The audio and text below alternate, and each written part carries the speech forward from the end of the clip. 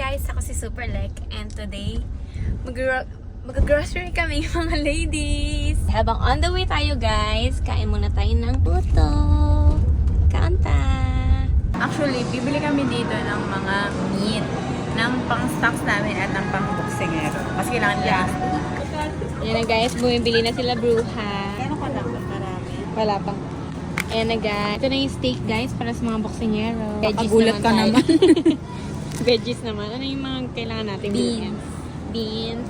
Ito na. Ayan na yung mga nabili namin. Bili tayo ng mga...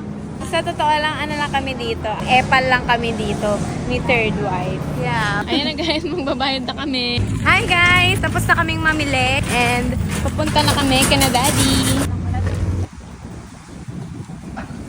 Hi guys! So, tapos na kami mag-grocery kanina. Ngayon naman, nandito kami sa mall dahil bibilihan natin ng shoes si daddy. Pero kakain muna tayo. Isang chicken na 120. Thank you!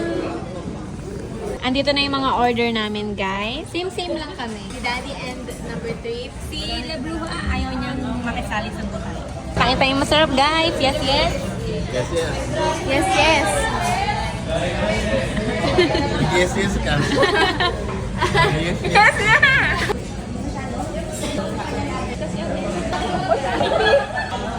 Hi, guys. So, ngayon, bibili kami ng shoes ni Daddy kaso wala dito yung need niya na shoes. So, lilipat kami ng ibang bilihan. Hi, guys. Nandito na kami sa isang bilihan ng shoes. Wala ulit yung kailangan ng shoes ni Daddy. Hi, guys. So, nakauwi na kami. Walang nabiling shoes si Daddy. Sa susunod na lang siya bibili. So, yeah. Hanggang dito na lang sa susunod video ulit. Bye!